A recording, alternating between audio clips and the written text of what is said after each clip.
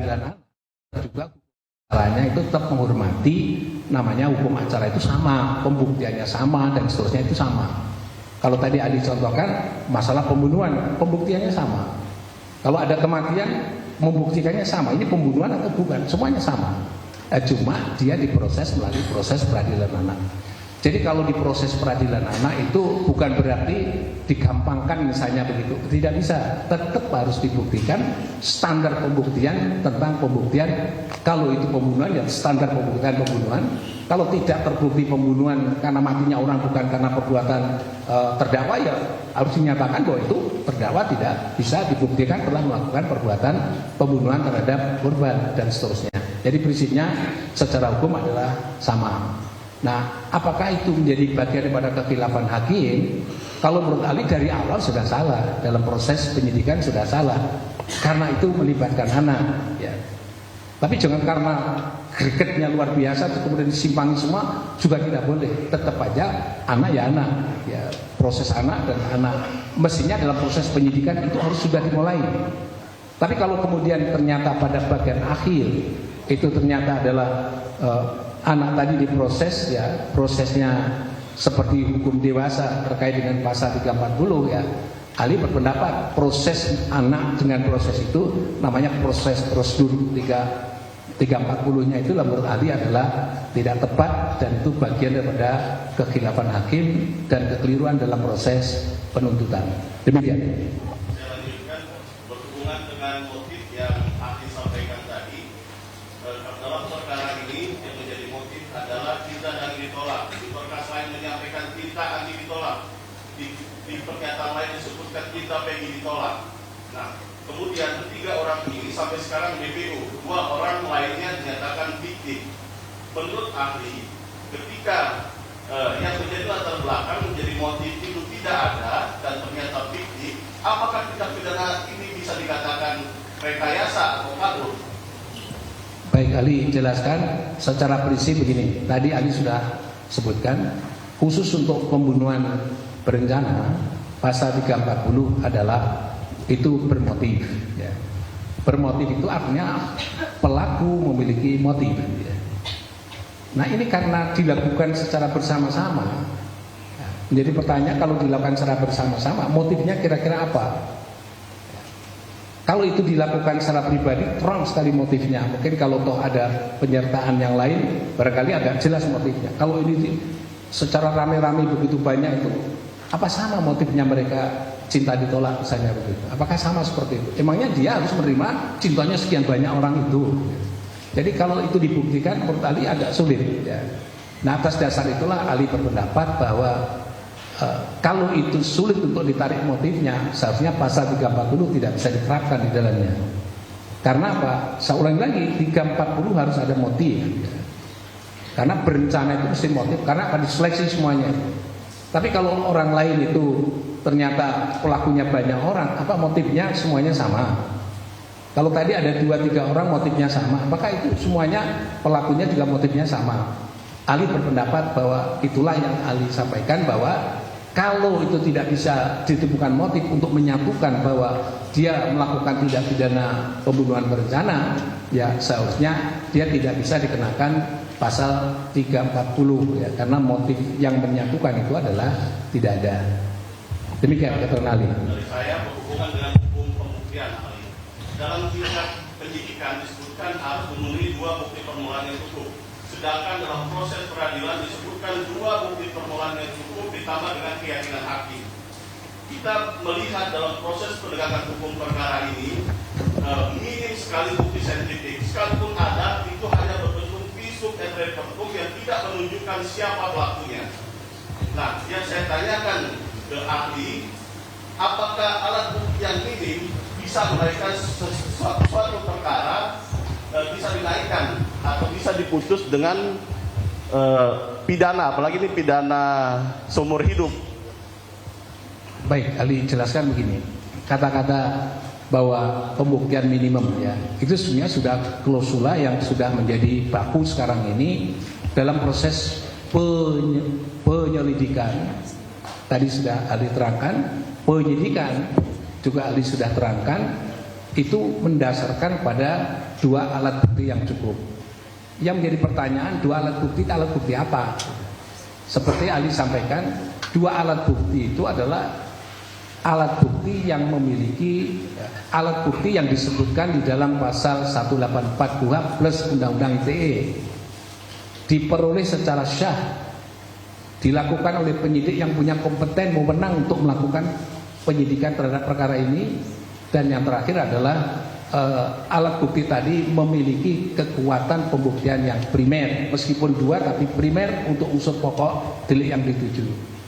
Jadi kalau unsur pokok delik yang dituju adalah 340, tadi ahli sudah sampaikan, berarti yang pertama alat bukti tadi adalah masalah kondisi korban yang meninggal dunia tadi, tentang kondisinya seperti apa, fisiknya seperti apa, semuanya diterangkan oleh kedokteran forensik ya.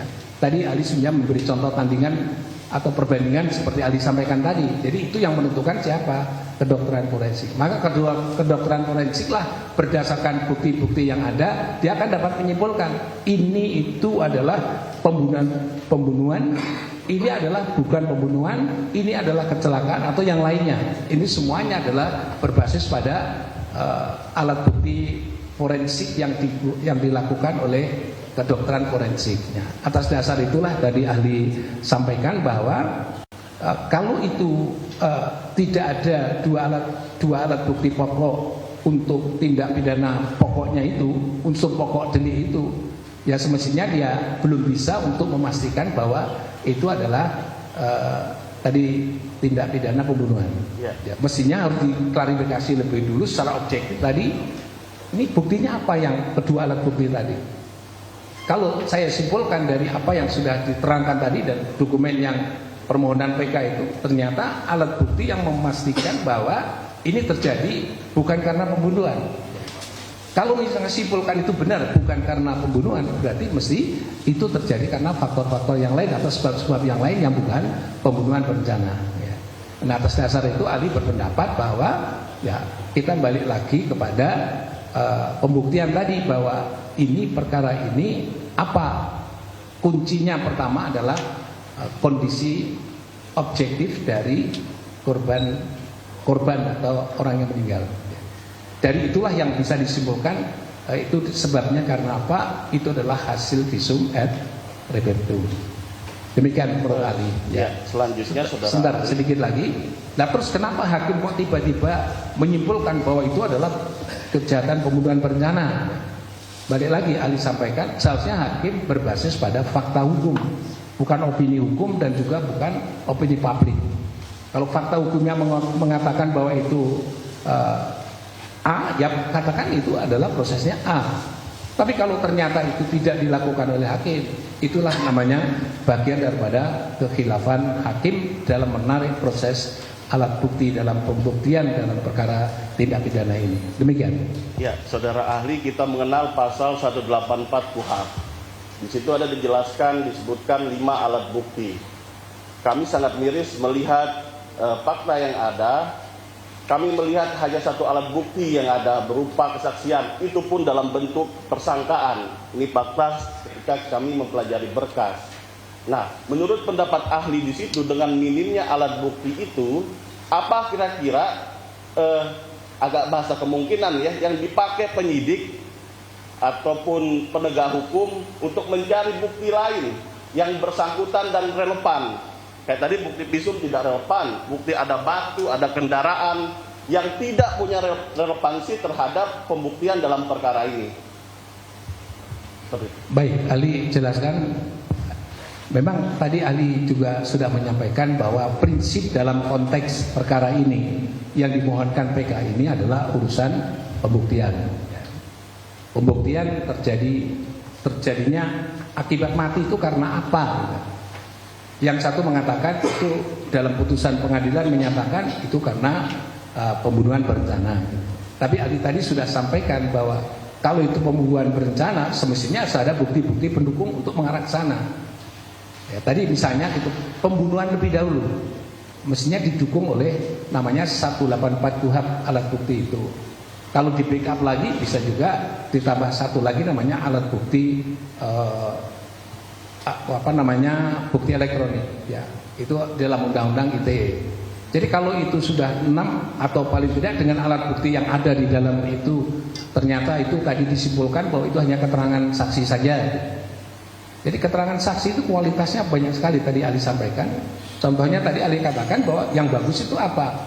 Dia yang mengalami, dia yang melihat, dia yang mendengar.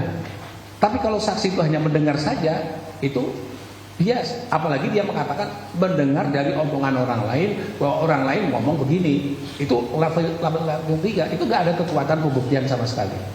Bahkan satu keterangan saksi saja tanpa di backup oleh alat bukti yang lain, itu adalah bukan keterangan saksi dan tidak dapat menjadi alat bukti dalam pembuktian perkara pidana. Sehingga dengan demikian Ali sampaikan bahwa kalau misalnya putusan Mahkamah Agung, putusan pengadilan itu membuktikan bahwa belum ada kecukupan bukti bahwa itu untuk menetapkan unsur-unsur tidak pidana tadi itu tidak ada kecukupan bukti, maka di dalam proses PK inilah yang harus bisa menunjukkan bahwa itu belum ada bukti, karena itu simpulan yang dilakukan oleh hakim adalah dalam putusan itu adalah namanya bagian daripada kekhilafan hakim.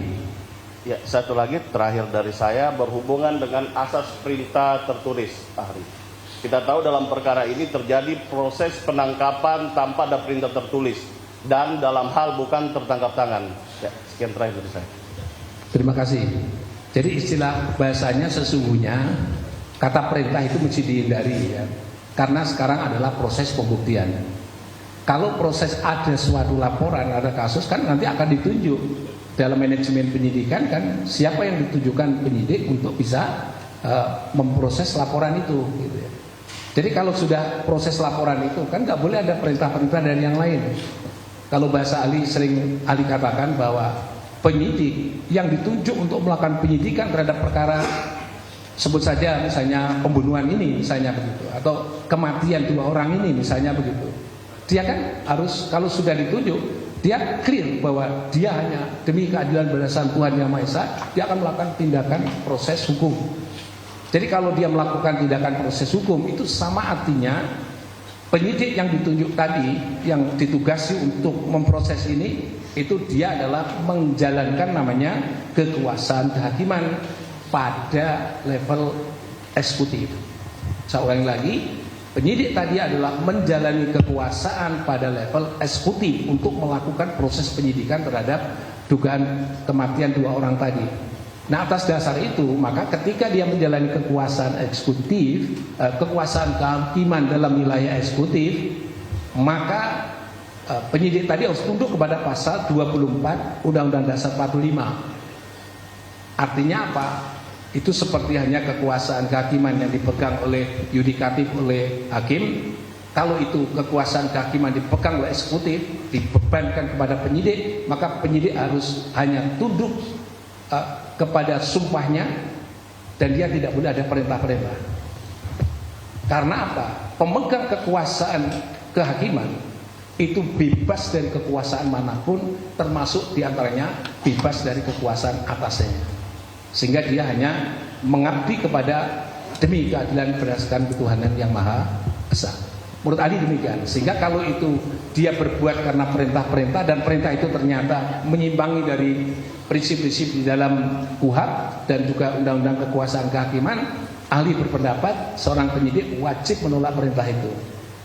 Wajib menolak terhadap perintah itu karena apa? Seorang pemegang kekuasaan tidak boleh dipengaruhi, istilah bahasanya merdeka dari kekuasaan manapun. Demikian. Juru bicaranya 4 orang ya. Ya, silahkan Bu Titin. Satu dari saya, Saudara ahli. Hasil visum yang dikeluarkan oleh dokter forensik meninggal karena patah tulang tengkorak belakang. BAP pelapor mati karena ditusuk samurai. Jaksa P21 dan dakwaan sesuai BAP pelapor. Putusan sesuai dakwaan jaksa. Pertimbangan di halaman 77 itu sudah menjelaskan mengenai meninggal karena patah tulang tengkorak belakang. Pertimbangan di Majelis Hakim di halaman 93 menyatakan menusuk perut korban Muhammad Rizki.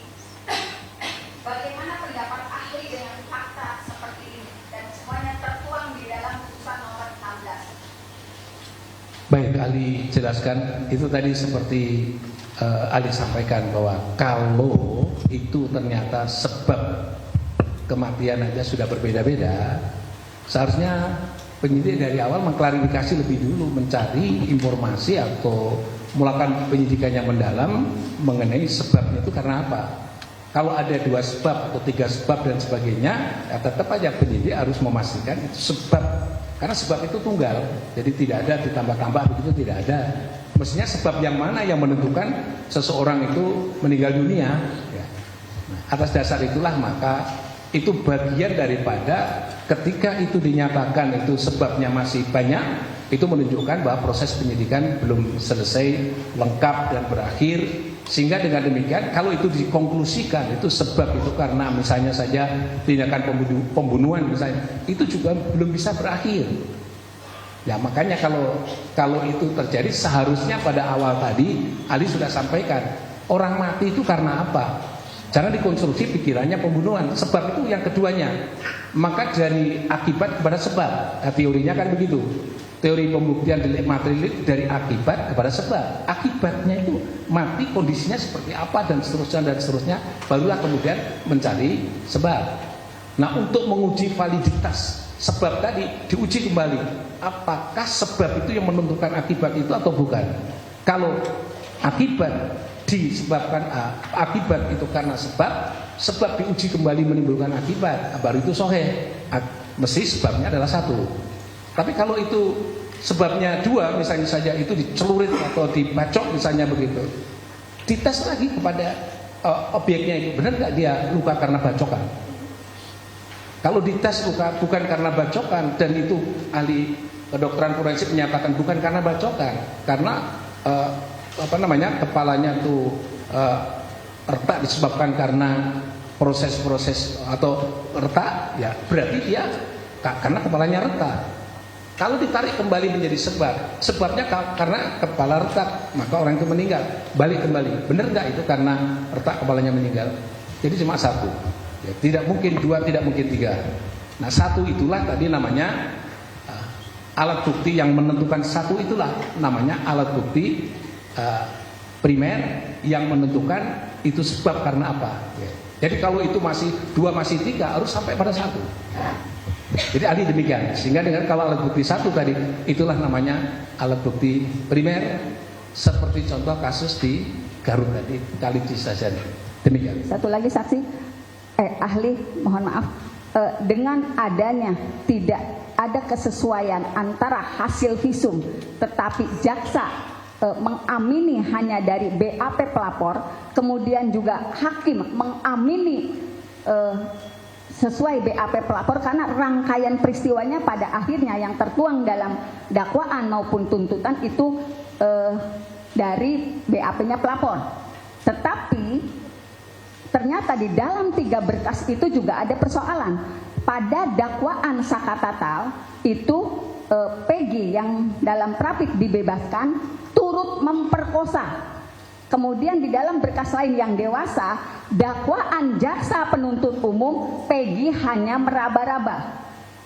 Dan pada akhirnya Sakatatal divonis 8 tahun, yang 7 terpidana lain seumur hidup. Menurut ahli, apakah ada istilah peradilan sesat dalam perkara ini? Baik, ahli jelaskan. Yang terkait masalah tadi pembuktian, ya, saya kira itu tadi sudah benar bahwa pembuktian itu harus lebih pasti lebih dahulu, ya, lebih pasti lebih dahulu, sehingga tidak menimbulkan prasangka-prasangka atau alternatif yang lain kecuali yang 1 itu. Kalau yang 1 tidak ada, maka muncullah tadi pembuktian berdasarkan praduga-praduga. Tadi Adi sudah terangkan bahwa penyidik dalam hal ini adalah independen, menjalankan kekuasaan kehakiman dalam wilayah eksekutif, maka dia adalah hanya mengacu pada demi keadilan berdasarkan Tuhan Yang Maha Esa, demi tegaknya hukum dan keadilan. namanya adalah kepastian hukum yang adil. Jadi kalau dia adalah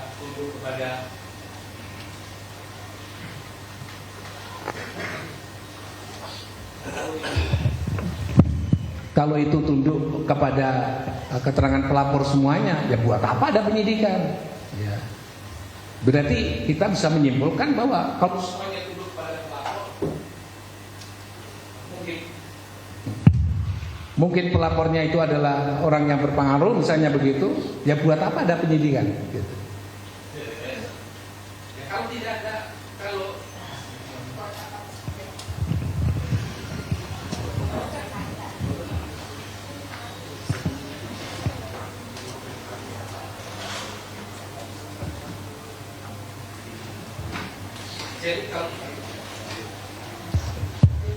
Jadi kalau benar bahwa itu adalah semuanya mengacu pada pelapor, nah itu artinya buat apa ada penyidik dalam konteks itu? Justru penyidik itu melakukan penyelidikan, tadi dikatakan ini perbuatan pidana atau bukan? Nah, tadi Ali sampaikan di situ. Jadi diperiksa lebih dulu korbannya seperti apa, ini perbuatan pidana atau bukan? Dan kalau perbuatan pidana kira-kira yang patut disangkakan pasal berapa? Pasal apa atau pasal berapa? Jadi jelas gitu. Tapi kalau tiba-tiba preasumsi adalah pelapor mengatakan ini pasal pembunuhan, masuklah dia pembunuhan. Udah salah di situ.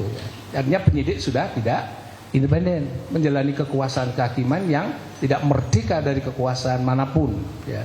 Karena dia kekuasaannya adalah ada pada pelapor. Jadi mestinya adalah kalau pelapor melakukan pembunuhan, diperiksa lebih dulu. Kondisi korban seperti apa, ini semua apa, itulah yang ahli yang menentukan ini perbuatannya itu pembunuhan atau bukan. Ya. Jadi kalau itu tidak dilakukan, ini pokoknya pembunuhan, maka semuanya yang terkait dengan urusan korban digeser menjadi pembuktian pada perkara pembunuhan. Menurut ahli itu adalah bertentangan dengan proses penyidikan yang harus independen atau merdeka dari kekuasaan manapun. Atas dasar itulah maka kalau dia tunduk kepada pelapor, ditentukan oleh pelapor, semuanya pelapor yang menentukan. Yang tadi sudah saya ngomong, buat apa ada penyidikan oleh penyidik? Ya. Kalau itu ternyata penyidik mengikuti semuanya itu, bahkan jaksa juga ikut-ikutan mengikuti itu, ya buat apa ada jaksa penuntut umum? Itu kan jaksa penuntut pribadi namanya, bukan penuntut umum. Kalau penuntut umum mewakili kita semua Republik Indonesia ini. Nah, atas dasar itulah ahli berpendapat, hakim pun juga sama. Kalau hakim mengikuti laporan dari pelapor tadi, sama juga seperti itu. Jadi tidak ada namanya kekuasaan kehakiman yang merdeka dari kekuasaan manapun. Nah, menurut ahli itulah yang harus dievaluasi dalam satu konteks perkara ini, agar supaya jika itu benar ya, jika itu benar bahwa proses itu harus dievaluasi kembali ya. Dari mana? Ahli tadi katakan dari proses pembuktian awal tadi. Dilacak, diruntut, apakah prosedur-prosedur ini sudah ditaati belum? Kalau belum ya harus dipatahkan terlebih dahulu bahwa ini adalah tidak boleh menghukum orang disebabkan karena bukti-bukti yang tidak sahih ya. Tidak sahih dan prosesnya yang tidak sahih melanggar prinsip prosedural keadilan prosedural atau fair trial dalam proses hukum ini. Menurut ahli demikian ya. Kesimpulannya apakah peradilan itu sesat atau tidak sesat? Kalau ahli menyimpulkan bahwa peradilan ini tidak mendasarkan pada kebenaran material dalam proses pembuktian perkara. Demikian.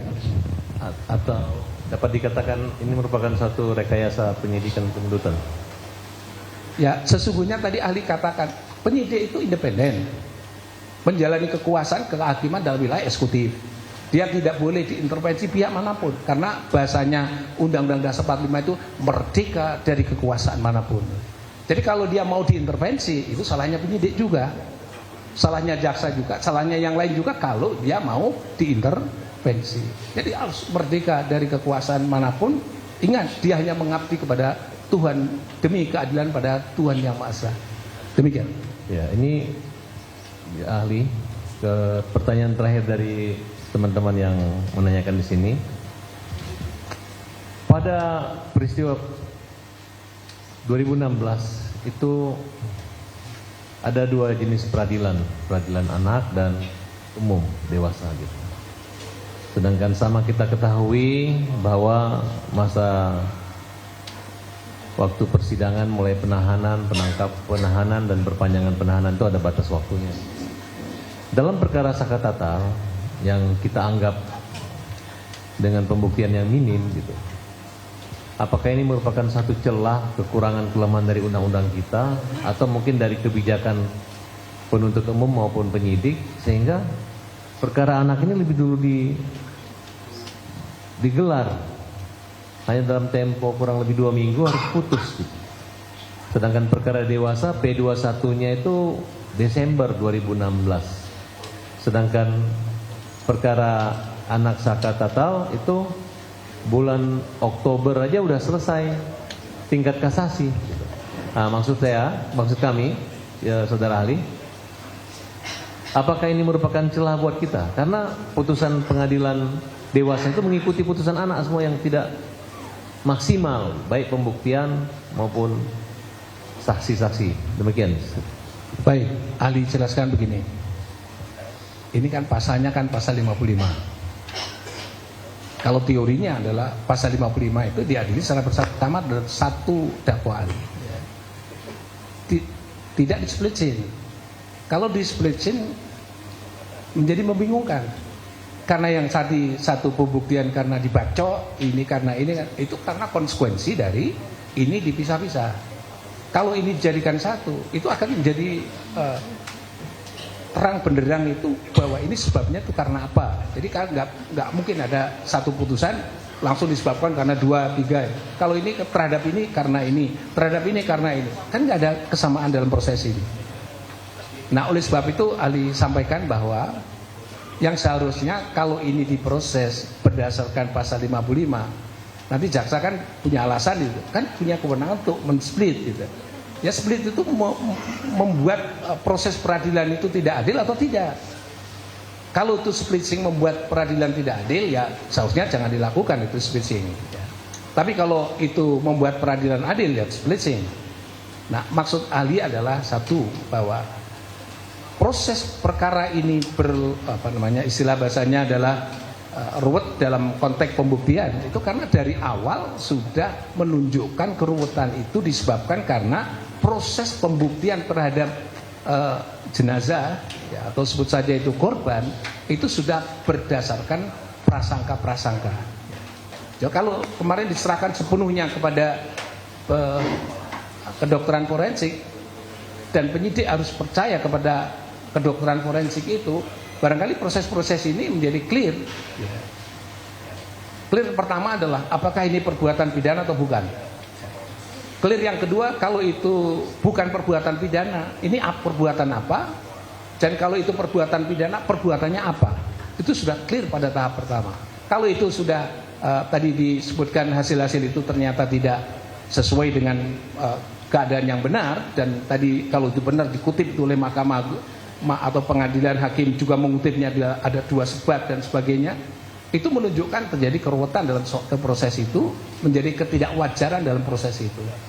Jadi kalau ahli berpendapat bahwa ya sebaiknya kita dengan membuka hati yang lapang, membuka kembali perkara itu, diawali dari proses penilaian terhadap fakta objektif terhadap korban. Apakah dia disebabkan karena perbuatan pidana atau bukan perbuatan pidana, dan seterusnya dan seterusnya. Ya. Menurut ahli demikian. Sehingga dengan demikian, kalau ditanya apakah ini momen untuk melakukan perbaikan, kalau menurut saya adalah semuanya proses peristiwa itu buat kami adalah harus menjadi perbaikan, untuk dilakukan perbaikan. Gitu. Seperti ahli contohkan, contoh yang bagus apa? Kasus tadi adalah hasil visum et repertum oleh kedokteran forensik dalam kasus buang orang tadi. Clear sudah. Karena apa? Dia tidak punya kepentingan apa-apa. Nggak tunduk pada pelapor, juga nggak mau tunduk pada pelapor. Objektif dia. Oh, ini mati karena dibuang ke kali, ini mati karena kecelakaan. Clear. Karena dia nggak ada apapun. Kalau sudah ada interest apapun, pelapor semua yang menentukan. Loh, emangnya penyidik nggak ada melakukan penyidikan? Tadi ahli sudah sampaikan seperti itu. Demikian keterangan ahli kelengkapannya. Terima kasih saudara ahli. Kebetulan saudara ahli ini dulu adalah dosen S2, S3 kita, yang dimana tidak pernah absen. Terus teman-teman di kampus mengatakan bahwa kok nggak absen, tapi manfaat ilmu beliau buat teman-teman mahasiswa. Salam hormat kami. Semoga kesaksian Bapak bermanfaat buat Saka dan kita semua. Terima kasih.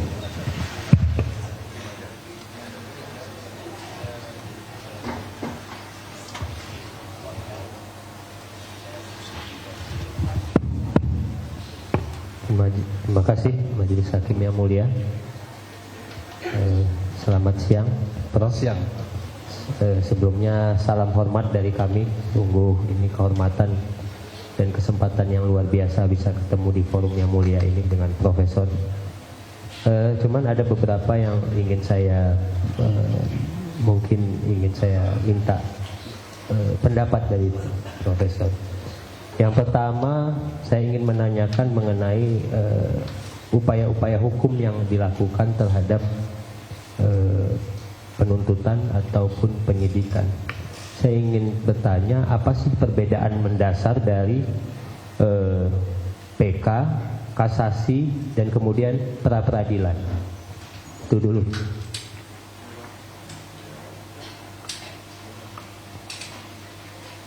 Baik, Ali jelaskan. Kalau PK tadi sudah Ali sampaikan alasan mengapa PK. Tadi ada 3 alasan ya. Tadi sudah Ali sampaikan, Ali kutip dari pasal 263 KUHP ya. Kalau itu kasasi, itu kan sesungguhnya juga upaya hukum terkait keberatan terhadap putusan pengadilan bawahnya, baik putusan pengadilan negeri maupun pengadilan tinggi, sehingga dia mengajukan keberatan kasasi. Kalau kasasi itu proses pemeriksaannya hanya terkait dengan masalah iudek juris ya. Karena dia memang kompetensinya adalah iudek juris. Tapi kalau dia bisa membuktikan bahwa ada iudek faksi yang itu salah dan fatal di dalam proses penegakan hukum, maka kasasi bisa dibuka terkait dengan iudek faksi yang apabila itu benar-benar dipertimbangkan dan dia telah melahirkan satu putusan yang salah. Sehingga kalau putusan yang salah, penerapan yang salah dan sebagainya, itulah bisa masuk dalam ruang atau kompetensi kasasi. Sedangkan pra-peradilan itu adalah uji yang disebut sebagai pengujian terhadap keabsahan proses pengambilan putusan yang berkenaan dengan penggunaan wewenang oleh penyidik. Yang dulu itu hanya menguji terhadap misalnya saja penuntutan ganti rugi dan lain sebagainya. Yang terakhir spektakuler, putusan Mahkamah Konstitusi, walaupun kami perjuangkan berulang kali di ruang pengadilan, ternyata gagal semuanya. Selalu menginduk kepada nggak ada namanya adalah pasal undang-undang yang menguji tentang pra-peradilan terhadap penetapan tersangka. Dan alhamdulillah akhirnya pra-peradilan dengan putusan Mahkamah Konstitusi, semua pra-peradilan itu dinyatakan inkonstitusional apabila dia tidak memasukkan bagian di dalamnya adalah pengujian terhadap penetapan tersangka. Dan sekarang sudah ada namanya penetapan tersangka, itu bisa diperiksa di pra-peradilan dengan catatan bahwa kalau hakim menolak, maka hakim itu telah menyelenggarakan peradilan yang inkonstitusional. Jadi istilah bahasanya sebagai syarat konstitusionalitas lembaga peradilan wajib untuk mau memeriksa perkara penetapan seorang sebagai tersangka. Nah, agak beda dengan putusan kasasi tadi. Putusan PK atau pemeriksaan majelis PK itu bisa mencakup semua hal. Selagi dia dalam proses-proses itu di dalam putusan pengadilan itu menunjukkan ada 3 hal tadi. Yang utama adalah terjadi pertentangan antara putusan satu dengan putusan yang lain, yang biasanya itu dimuat di dalam putusan pengadilan satu dan putusan pengadilan yang lain dalam mengadili perkara yang sama.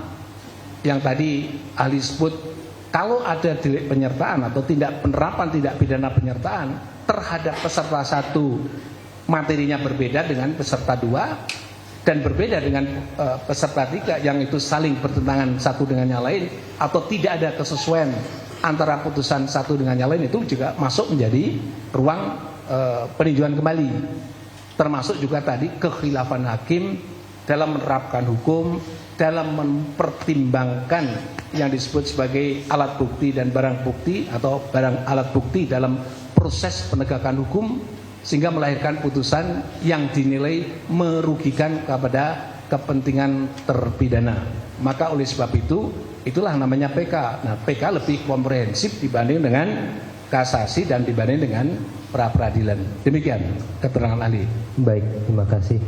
Nah, saya ingin melanjutkan, tetapi saya ingin membatasi bahwa ini adalah konteksnya formil dan bukan mengacu pada suatu kasus tertentu.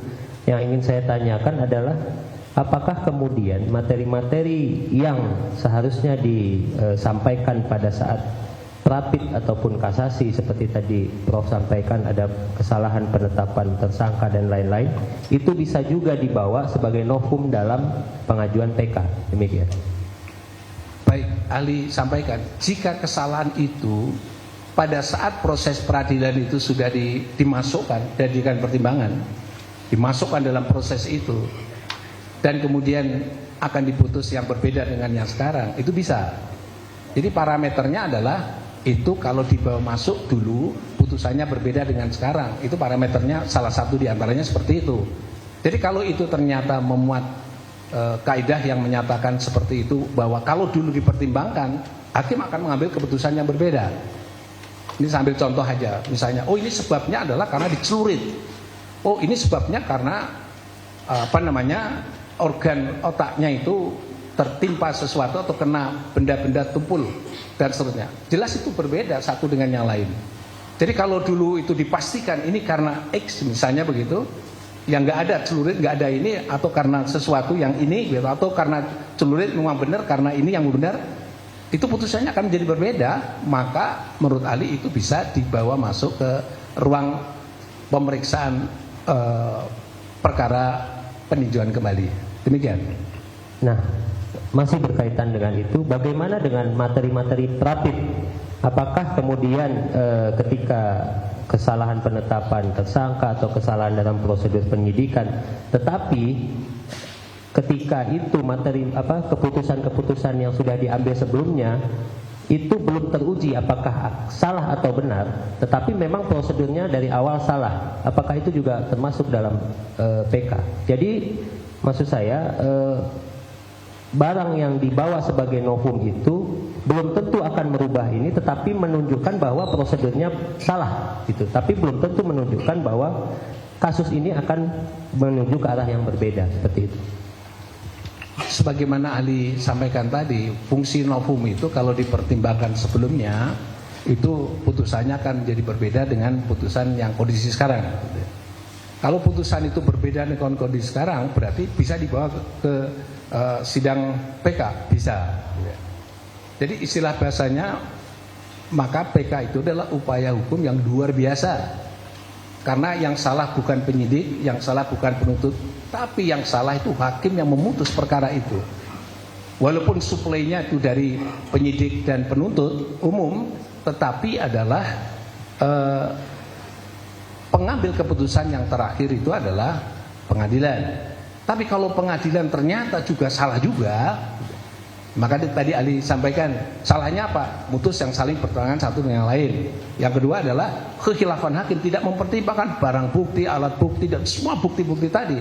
Akibatnya adalah putusan itu adalah terjadi kekhilafan hakim yang kalau diluruskan itu artinya dibenarkan, diluruskan melalui PK, itu akan mengambil keputusan yang berbeda dari sebelumnya.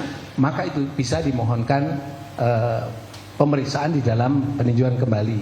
Jadi istilah tadi ahli sudah sampaikan, kalau materi PK itu lebih komprehensif karena apa? Semua bisa dimohonkan uji dalam proses majelis PK. Maka istilahnya PK, peninjauan kembali, adalah upaya hukum yang luar biasa karena putusan yang sudah menjadi kekuatan hukum yang tetap itu ternyata salah gitu ya, di dalam menerapkan hukum.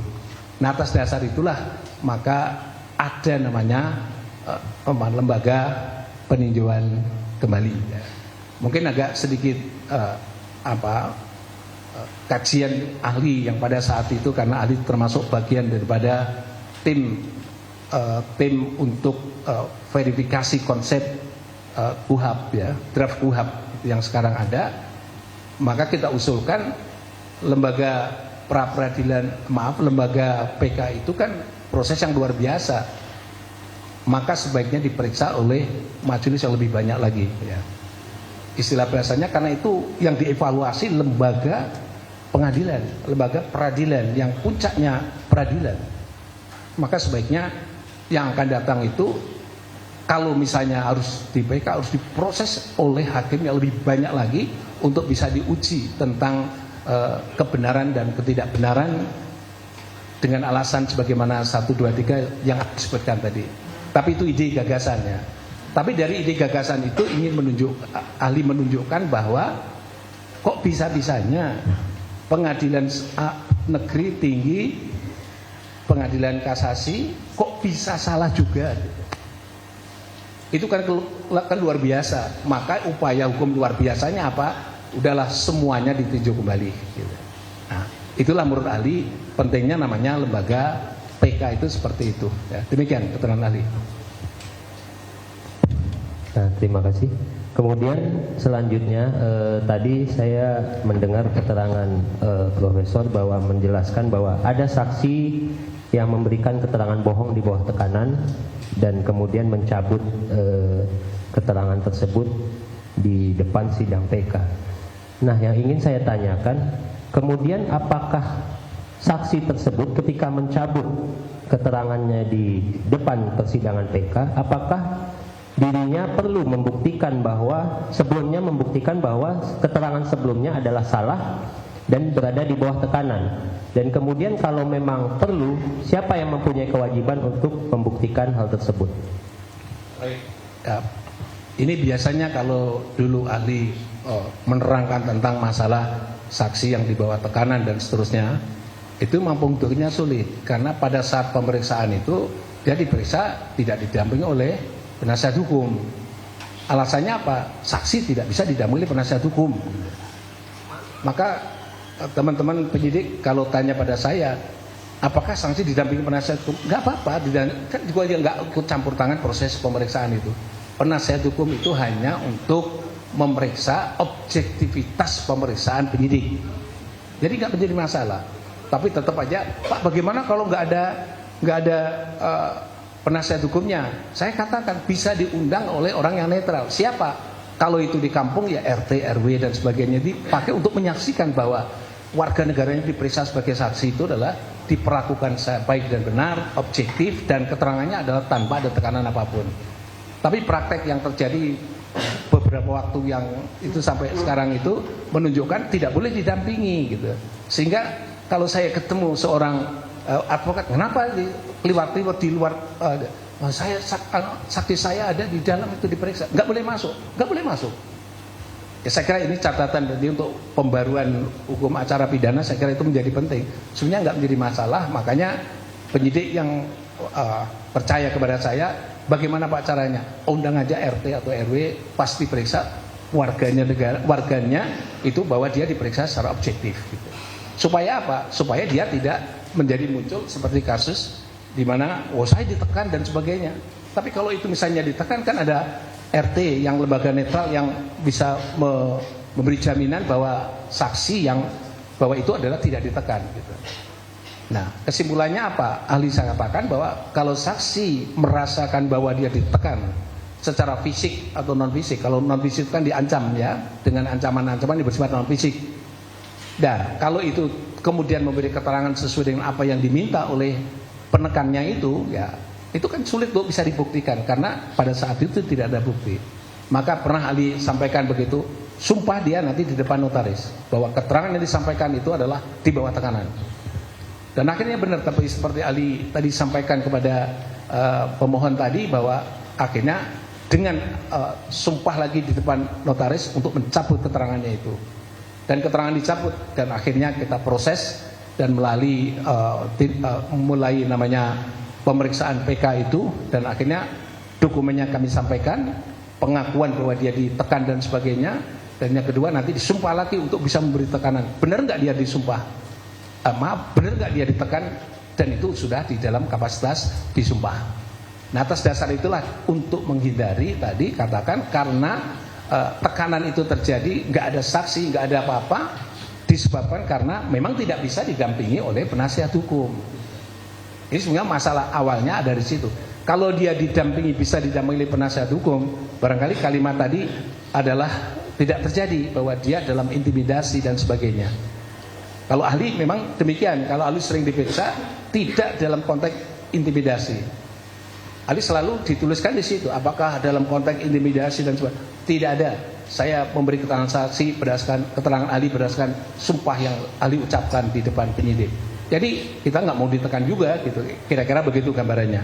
Nah, atas dasar itulah ahli sampaikan bahwa tadi sebenarnya agak lebih luas, tadi ahli sudah menjelaskan saksi yang mencabut karena alasan ditekan memang dia harus bisa membuktikan itu. Mungkin dengan sumpah tadi ahli sudah sampaikan ya. Untuk menetralisir sesuatu, maka dengan sumpah dia bahwa saya yang benar adalah apa yang saya ucapkan hari ini. Yang kemarin adalah tidak benar karena ada tekanan yang kami rasakan pada saat itu. Kalau itu sudah dibuat clear dan disahkan dalam majelis peradilan, majelis PK ini, menurut ahli adalah ya itu harus diakui sudah clear karena dia berani bersumpah untuk itu. Demikian keterangan ahli. Baik, terima kasih atas penjelasan ahli. Saya lanjutkan yang terhormat Prof. Muzakir, yang selanjutnya akan saya panggil ahli. Perkenankan saya bertanya kepada ahli, melanjutkan dari rekan saya tadi, bahwa ahli sudah menjelaskan berkaitan dengan alasan PK. Salah satunya itu mengenai adanya novum atau bukti baru. Saya akan mengilustrasikan seperti ini. Jadi dulu di dalam berkas perkara itu menjadi barang bukti, itu adalah sebuah foto pemukulan dari sebelah kanan. Kemudian itu sudah diuji sampai ke Mahkamah Agung. Lalu ketika PK, saya mengajukan novum ataupun pemohon mengajukan novum, itu foto pemukulan dari sebelah yang tadinya kiri dari sebelah kanan. Apakah dalam pengertian